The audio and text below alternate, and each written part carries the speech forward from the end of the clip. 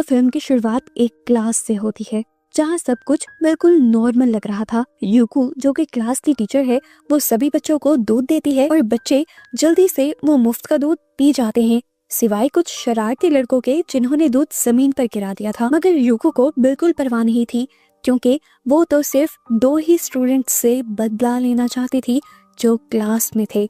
असल में उसने दूध में कुछ मिलाया हुआ था। उसने देखा जब वो दोनों स्टूडेंट अपना सारा दूध पी रहे थे तो वो बहुत ज्यादा रिलैक्स हो गई। फिर वो आहिस्ता से वापस अपनी जगह पर चली गई और आहिस्ता से यूको ने अपने स्टूडेंट्स को बताया कि ये उनकी आखिरी क्लास है। बेल बजते ही वो हमेशा के लिए रिजाइन दे देंगी। स्टूडेंट्स का तो खुशी का ठिकाना नहीं रहता और वो जोर जोर से चिल्लाने लग जाते हैं। उन्हें लग रहा था कि उन्होंने ही यूको को तंग कर करके भगा दिया। वो तो बहुत खुश थे।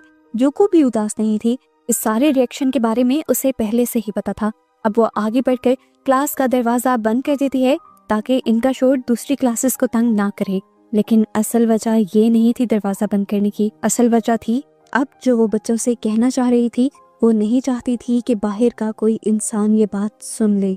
उन्होंने बोर्ड पर बड़ा सा लिखा फेट यानी किस्मत। चौक की आवाज इतनी ज्यादा थी कि पूरी क्लास एकदम से चौक की आवाज सुनकर चुप हो गई। यूको अब स्टेज से उतरी और उसने अपना आखिरी सबक देना शुरू किया। वो सबको बताती है कि मैं आज आप लोगों को बताऊंगी कि जिंदगी का मकसद क्या होता है। ये कॉन्सेप्ट समझाने के लिए वो अपनी ही जिंदगी की कहानी सुनाना शुरू करती हैं और बताती हैं कि जब मेरी शादी हुई तो थोड़े ही अरसे बाद मुझे पता चला कि मेरे हस्बैंड मुझे चीट कर रहे थे और इसी वजह से उन्हें एड्स हो चुका था। जिस टाइम यूको को ये बात पता चली तब वो प्रेग्नेंट हो चुकी थी।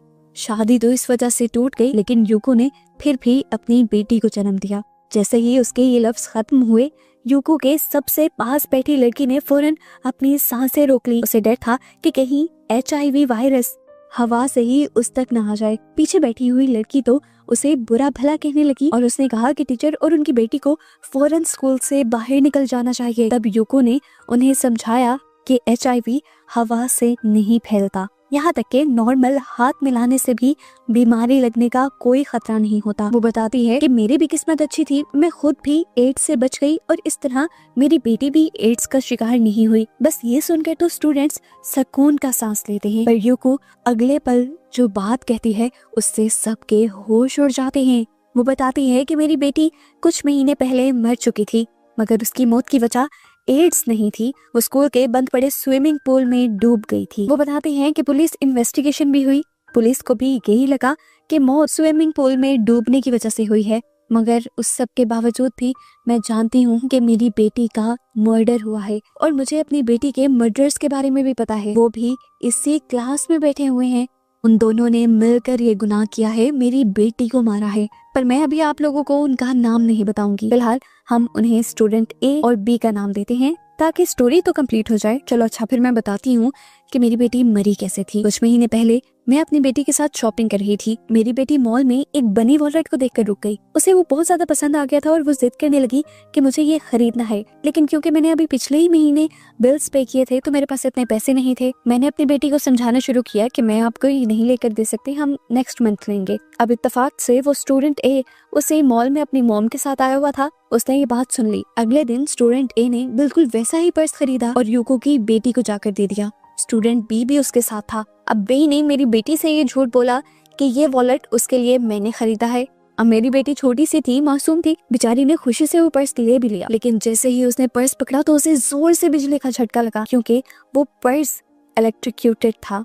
उसके अंदर एक ऐसी डिवाइस लगाई गई थी जो दूसरे को बिजली का झटका दे सकती है। हालांकि वो झटका हल्का सा था, कोई इससे मर नहीं सकता था, लेकिन स्टूडेंट B बहुत ज्यादा डर गया था। उसे लगा कि वो बच्ची मर गई है। स्टूडेंट A ये बात जानता था कि बच्ची नहीं मरी। B को लग रहा था कि वो बच्ची मर गई और अब उसे ये भी डर था कि कहीं केस में उसका नाम ना आ जाए। पुलिस से और अपनी मॉम डैड की मार डांट से बचने के लिए उसने क्या किया कि मेरी बेटी को उठाया और पूल में फेंक दिया ताकि सबको लगे कि ये सिर्फ एक हादसा था। ये तो मानना पड़ेगा कि B ने प्लान बहुत अच्छा बनाया था।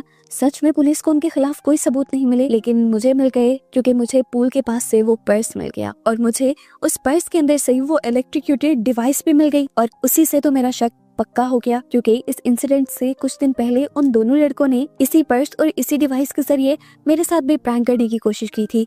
ए ने बताया था कि ये उसकी बहुत ही खास इन्वेंशन है। उस लड़के ने अपनी इस इन्वेंशन को एंटी थेफ्ट वॉलेट का नाम दिया था और उसने बोला था कि अगर कोई चोर चोरी करने लगे और ये डिवाइस उनके पर्स के अंदर रखी हो तो कोई भी चोर चोरी नहीं कर पाएगा, बल्कि करंट लगकर डरकर भाग जाएगा।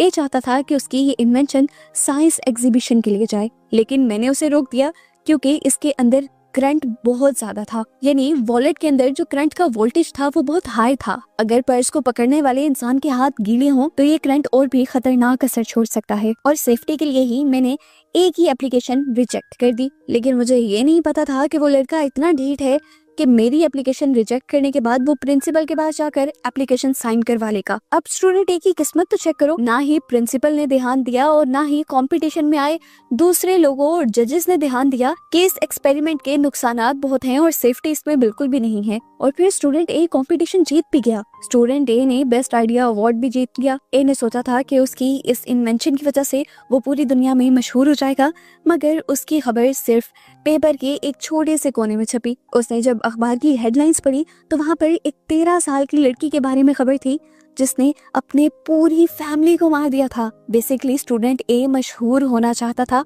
और इस खबर ने उसके दिमाग को पागल कर दिया। उसने देखा कि जितने भी वो साइंस में मदद कर ले उसे इतनी तरक्की नहीं मिल रही जितनी क्राइम करने वालों को तरक्की मिल रही है। दिमाग में पता नहीं वो क्या खिचड़ी बनाने लगा। पहले तो उसका कोई दोस्त नहीं था, फिर उसने स्टूडेंट बी को अपना दोस्त बना लिया। स्टूडेंट बी क्लास का सबसे अजीब लड़का था, ना पढ़ाई में आगे था ना लोगों से बातचीत करता था और सबसे बड़ी बात कि डरपोक भी था। और उस पर भी बड़ी बात ये कि मैंने स्टूडेंट बी को एक दिन वीडियो गेम्स शॉप पर गेम्स खेलते हुए पकड़ लिया था। गेम्स वो खेल रहा था स्कूल बंक करके, इसीलिए मैंने उससे स्विमिंग पूल के आसपास की सफाई करवाई थी। उस दिन के बाद से आज तक स्टूडेंट बी मुझसे नफरत करता था।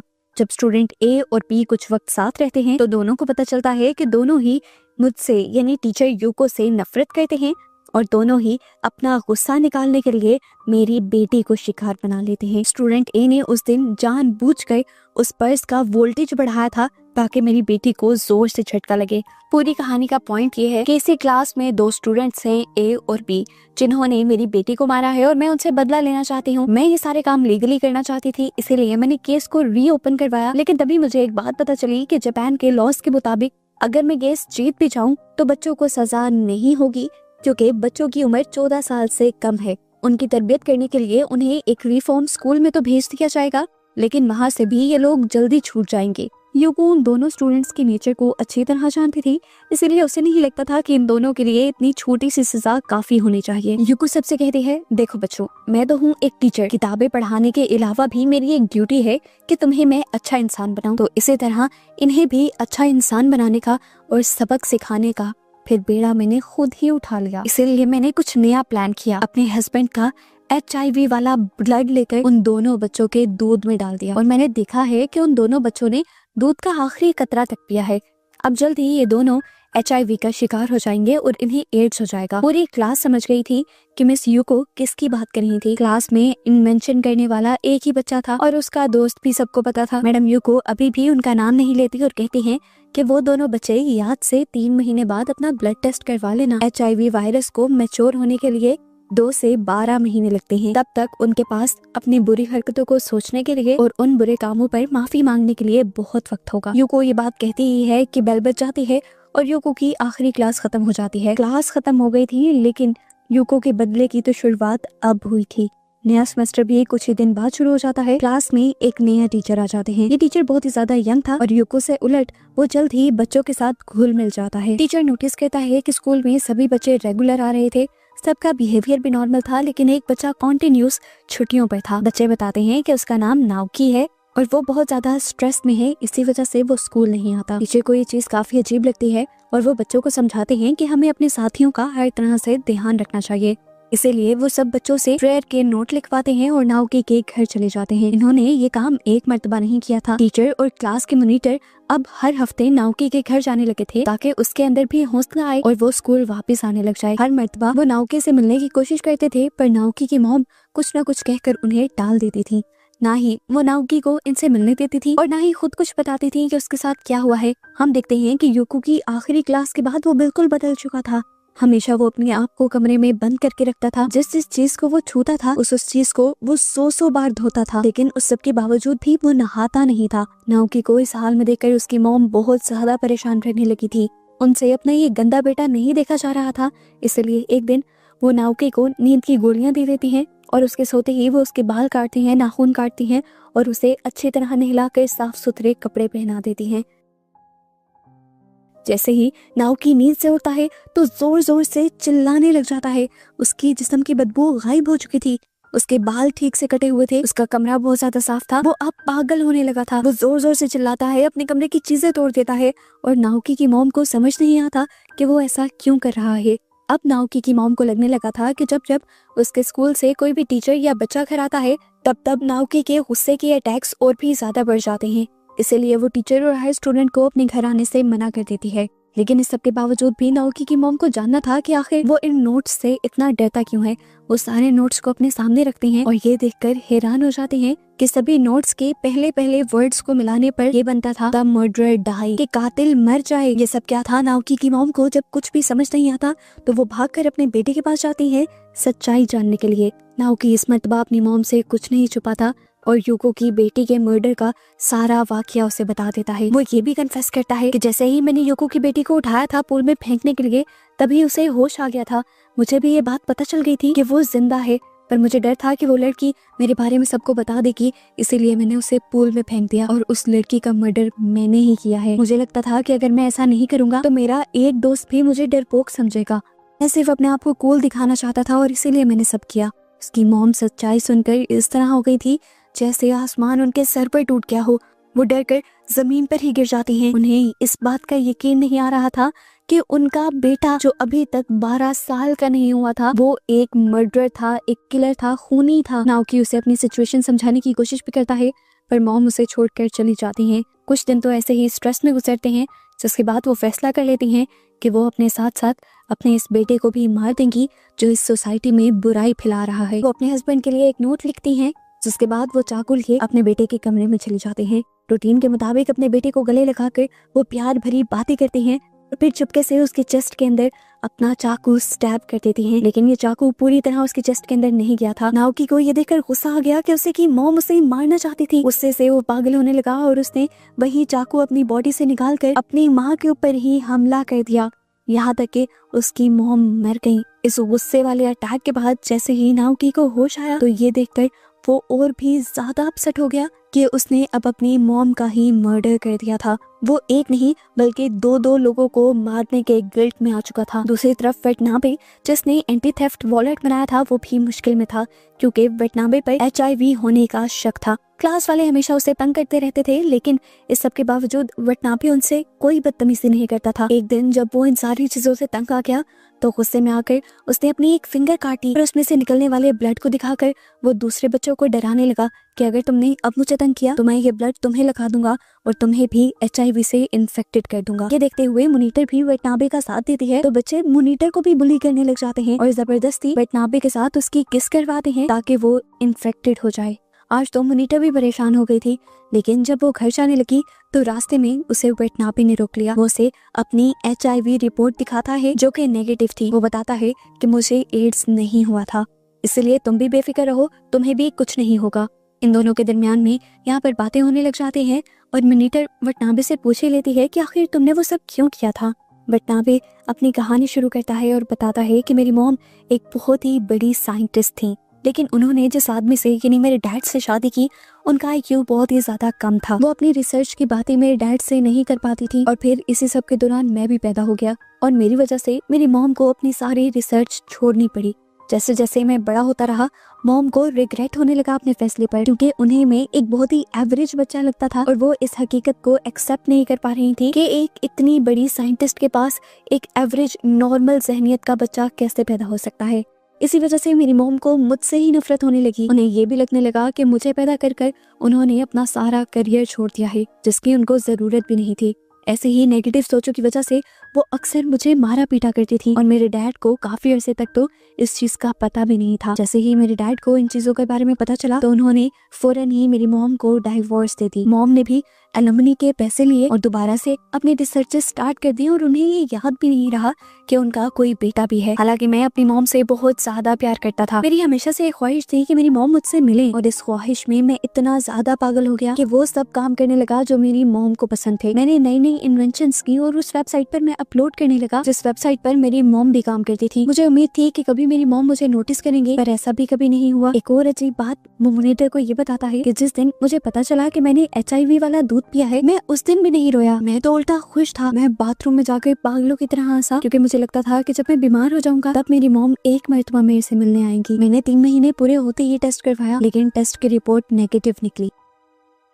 अब मेरे दिल में दोबारा हुआ कि अपनी मॉम से मिलने के लिए मुझे खुद ही ट्राई करना होगा। पहले मेरी पोस्ट पर 0 व्यूज आते थे, फिर मैंने एक नया तरीका अपनाया और अपनी इन्हीं इन्वेंशन से जानवरों को टॉर्चर किया, ये दिखाने के लिए कि मेरी इन्वेंशन से चोरों को टॉर्चर भी किया जा सकता है। लोगों को मेरा मकसद तो नहीं नजर आया, लेकिन जानवरों को टॉर्चर करना नजर आ गया और उन्हें ये चीज अच्छी भी लगने लगी।